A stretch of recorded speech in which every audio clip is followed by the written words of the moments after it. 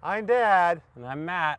and today we are going to test and review the 2022 Subaru Crosstrek Sport. Is it cool? Or is it crap? Let's find out.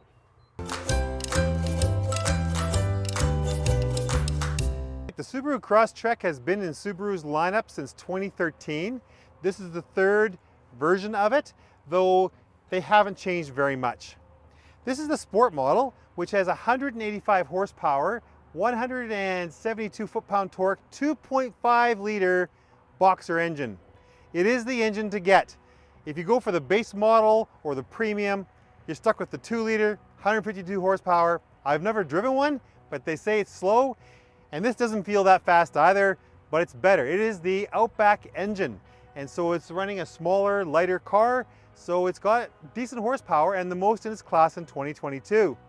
It runs a CVT transmission. It's the same CVT that Subaru uses in most of their vehicles, unless you have a WRX, or you had the hybrid, or you had manual transmission.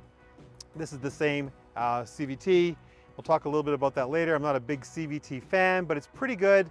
And it has little steps in the RPM, so it feels like you actually have maybe a 6-speed transmission, though it's still always variable. This particular model, which we had to read on the side of the lamp, okay, Matt read it, I was just dumb, actually are LED directional headlamps, and that's pretty cool as well. So the front is very aggressive looking, has some fog lamps down here. It is raised up a little bit compared to the Impreza. It is an Impreza style body with extra things on the side that Matt will talk about in a second there. And because it is a little bit more rough and tumble, it actually has a transmission cooler, so you can pull 1,500 pounds versus the Impreza, you're not supposed to pull anything. Moving on to the side of the car, now that it's my turn to speak, you can see that it has some nice aluminum alloy rims. They are quite, I prefer the look of them, but they could be polarizing to some people. In terms of what's on the rim, you've got some trail tires, some Geolanders. Those would be a little more aggressive for trails than a standard, what you might see on an Impreza. In terms of the look on the side, you do have cladding. This wouldn't be found on the Impreza. This is on the Crosstrek though, and it makes it a little more off-road, sporty, that kind of look.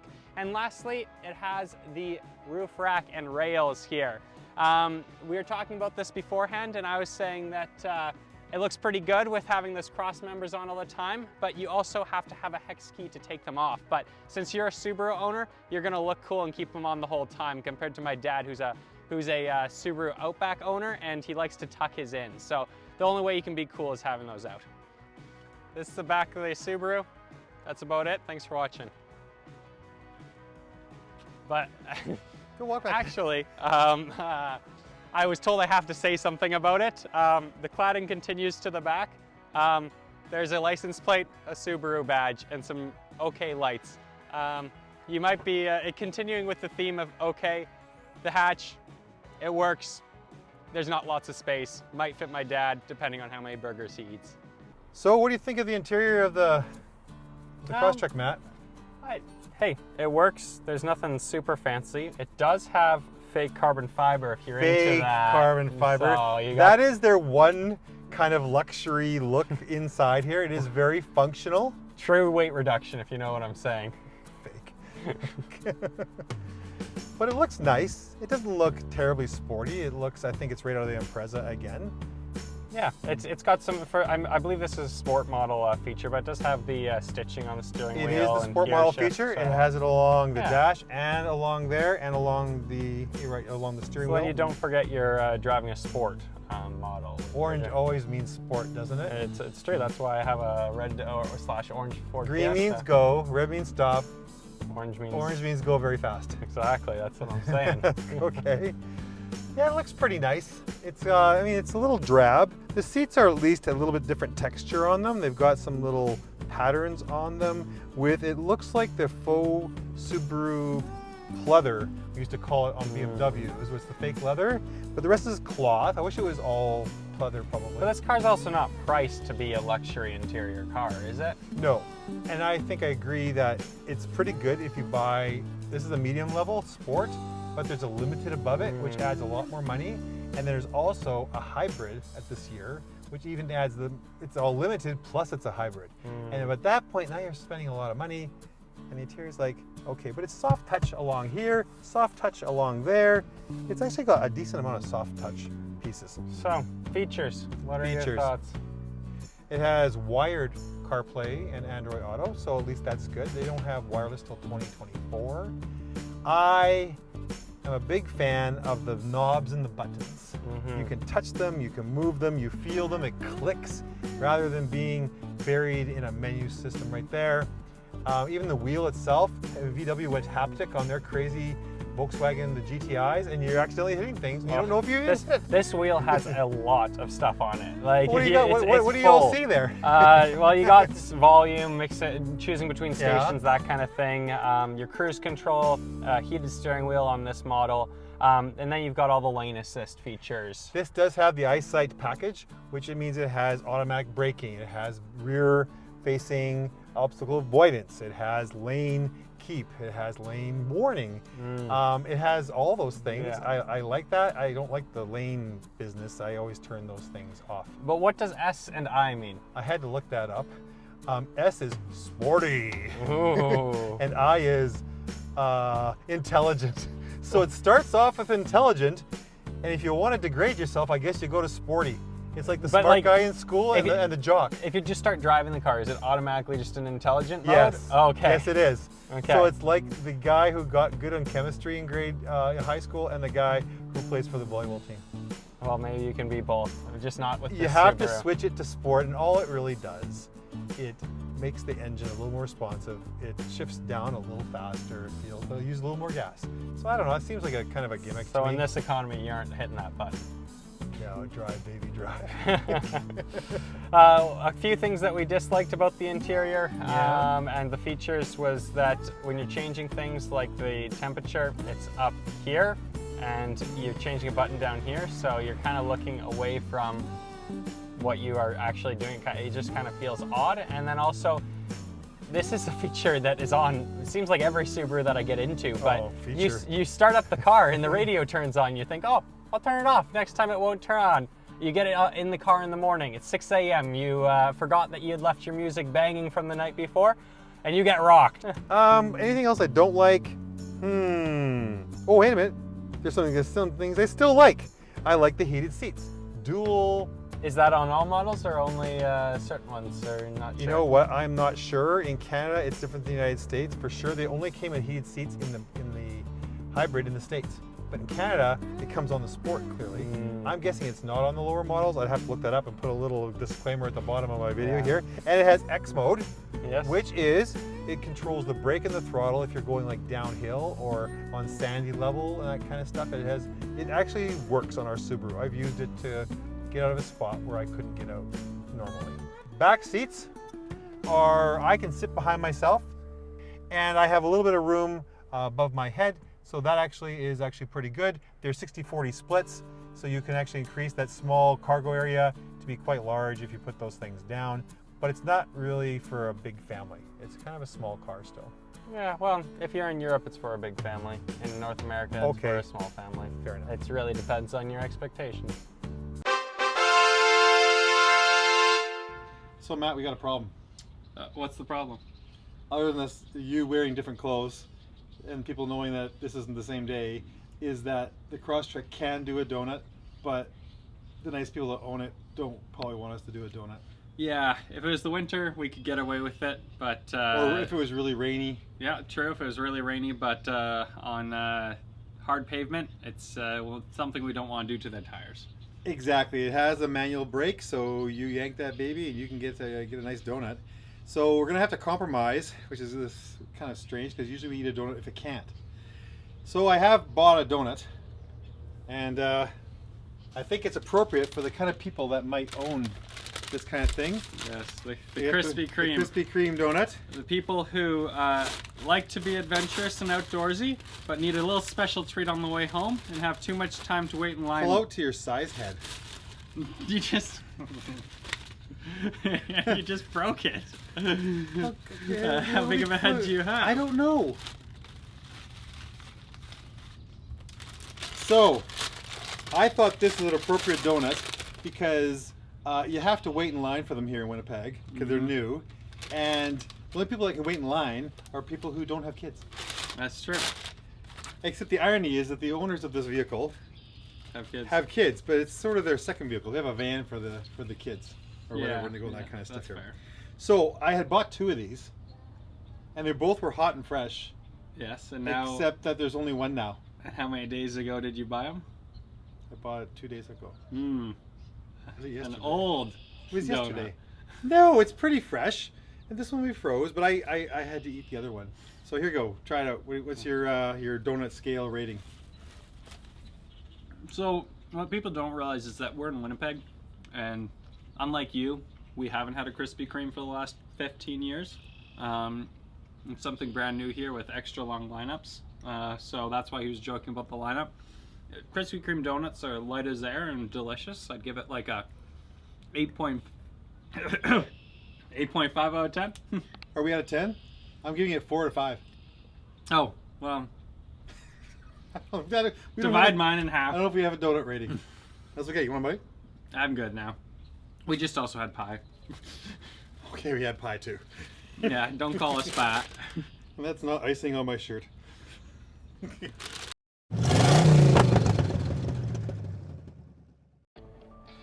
Your fourth match on, but you know you could be playing like way later than you thought. There's that radio! Dang! That's what I'm saying. Well, people at least believe us now. Yeah, we aren't just making this up.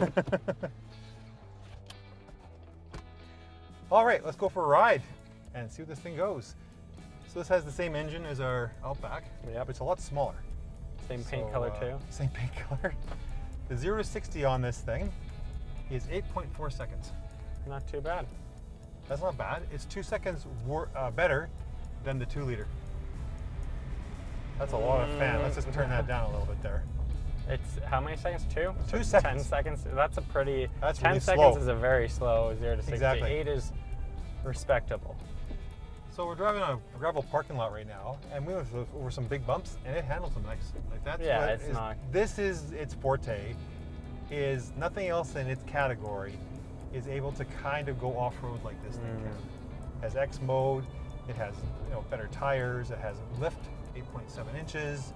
Yeah. So it doesn't handle very like it feels a little wallowy as I'm. Well, driving. It's okay. You can't really like. Again, you aren't probably going to get both. You aren't going to get good over bumps and tight steering. Yeah. It just is it's an impossible trade-off. You choose one, you don't get the other, and vice versa. Like there's a few small exceptions out there, but generally, for a reasonable price, you aren't looking at anything it's either you hurt over the bumps and get good cornering, or you have soft bumps and soft cornering. But there are some vehicles that can do kind of both of those things. This it's a little soft for me, but I still like it. It's just not very sporty. It looks sportier than it is. But you know what? It goes. It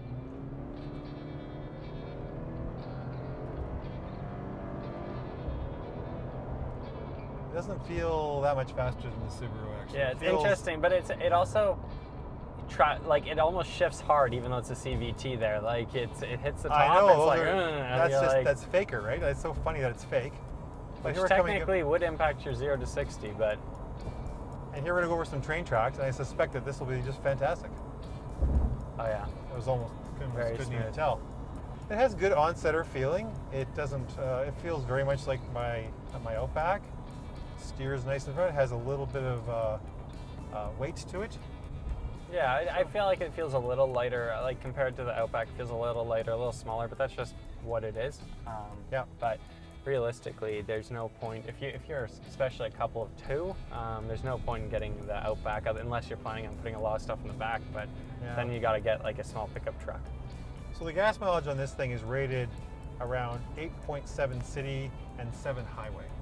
Now that it's my turn to show off my driving prowess, I can adjust things to the way I like, which it does have an electric seat, so that's, a lot of people prefer that. Does it have the mode where you can set it to like different drivers? No, we have that on our Outback, and I like that. Yeah. Except the Outback doesn't let the mirrors don't set, so that's one thing you have to always change the mirrors. Maybe the new Outbacks have that. I would hope so. Yeah. It also has blind spot detection, but that's pretty standard on any car you buy these days, unless it's very cheap. Heated mirrors, Which which is nice, of course, for Winnipeg. Yes, winter, cold places. Otherwise, it doesn't really affect you a whole lot.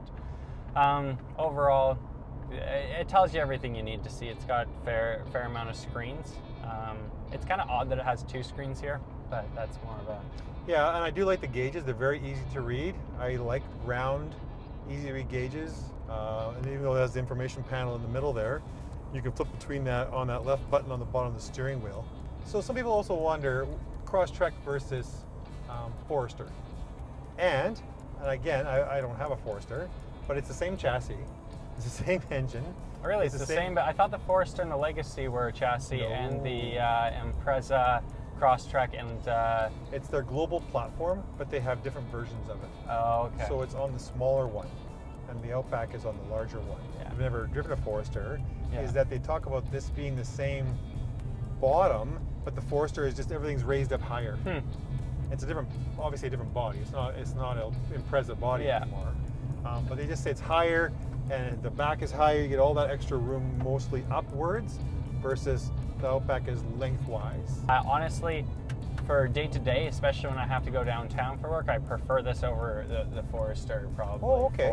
That's like, interesting. just again, I don't have a need for anything bigger than this, Yes. and I believe it would be like price-wise between Forester and Crosstrek. You're looking at a couple of grand there, isn't it? Or I'll have to look that up and put it in the again below the video. below the video. I ask the hard questions here. I know, I did a lot of research, but then you come up with these new questions. It's like, I don't know. This is definitely cooler looking, and I think that's why you see a lot more people driving them, because they're very, very similar in terms of engines and CVT. You're a Crosstrek owner. You know that you have to be cool. Like, Forester owner? Are you kidding me? Well, that's a little bit different, I think. You're right. I'm not sure how it's different. How? Okay, if you ever own a Forester, you've got kids. If you own a Crosstrek, you're too cool to have kids. Oh boy, you've really pigeonholed people with this. Got the whole. I've got you figured out. Wait till the comments section. How does the 2022 Subaru Crosstrek rate? Reliability. Most Subarus have been very reliable over the years, and the Crosstrek is historically its best. Concerns about the CVT are its only negative. 4 ice cream trucks. Practicality. Other than its small rear hatch, the Crosstrek is a mini Swiss Army knife. I'll give it 4 ice cream trucks. Fuel economy. At 8.8 liters per 100 city and 7 highway, the 2.5 engine is nearly as efficient as the 2 liter. 4 trucks. Safety. With an IIHS top safety pick and an NHTSA 5-star rating, giving the Crosstrek 4.5 ice cream trucks. Performance. It isn't a speed demon, but the 2.5 liter version is decently peppy. Handling is soft, but the trade-off is lots of bump soaking ability. 3 ice cream trucks. Technology. With the EyeSight safety features and wired phone connectivity, it's pretty good. 4 trucks. Quality. Pretty good fit and finish with materials that look like they'll last. Funky orange stitching is icing on the cake. 4 trucks. Aesthetics. We think the Crosstrek is pretty good looking, both inside and out, so we're giving it 4 ice cream trucks. Finally, value. The Crosstrek is priced similarly to its competition, has great resale value, and is very reliable. If it had a bigger hatch area, it would be almost perfect. 5 ice cream trucks. My memory wasn't as good as it should have been when we shot this, and I should have brought my shot sheet. So I have a dad joke now. What is it? Ready for it? Oh yeah, I'm ready for it. Did you hear there's a big sale down at the Lego store? I did not. People are lined up for blocks. Oh. How does the 2022 Subaru Crosstrek compare to some other small SUVs in the marketplace? Some Crosstrek positives are its standard symmetrical all-wheel drive and EyeSight safety suite. It has a powerful 182 horsepower engine if you stay away from the lower models. It has good off-road capability, excellent resale, and reliability. Some negatives are its CVT transmission. 2-liter engine if you buy a lower model, sluggish on-road handling, and a small hatch space. The Honda HR-V is very reliable, has great resale value, upscale technology, and very good safety ratings. Some negatives are a sluggish engine, average fuel economy, poor off-road capability, and it also has a CVT transmission. Much newer to this segment is the Toyota Corolla Cross. It should be very reliable, has good on-road handling, interior space, and high resale value. Some concerns are its weak feeling and loud engine, poor off-road capability, and it too is saddled with a CVT transmission. Finally, the Mazda CX-30 sets itself apart with its upscale style, both inside and out. Its on-road handling is in another class, and it boasts a regular 6-speed transmission, and that's rare these days. It also aced the crash test safety tests. There's no free lunch, so you're stuck with a small interior, lower fuel economy, a frustrating non-touch infotainment screen, and be prepared to spend more money compared to the rest. So Matt, it's time for the turds or the ice cream trucks. Yep. And it doesn't have very many turds. A couple of small niggly things here and there. I just find it a little small, but if you were a single person or maybe two of you in the family with maybe a little one kid, maybe two small kids, you could get away with it, but there's not a lot of room in the back. And I know that for our family, this would not have been very good for very long. But it has had no recalls, one for the hybrid, for like a little cable that corroded, that's it. So very reliable, very good resale value, and you see these things everywhere. And so it is, for its class of car, I mean, it's not the best car in the world, we're not comparing it to a GT3 or anything. I'm gonna give it 4 ice cream trucks, just taking a little bit off for it being a little small, and some of the features are kind of a little weird, but it is a Subaru in that way. The roof rack doesn't fold back, though some people don't care about that very much. No, it's 4 cool. for me. How about you? Well, do you know what a dinkwad is, Dad? I do not know what a dinkwad is. So if you know what Is that a thing? if you know what a dinkwad means, for those of you who are sitting at home watching this, it means dual income, no kids with a dog. Okay, I didn't know the dog part, I knew the dink part.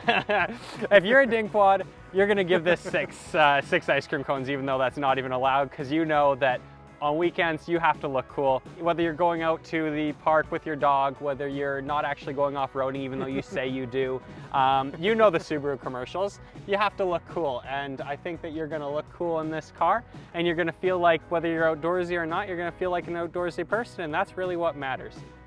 My dad always say you get what you pay for. And this is the help I have.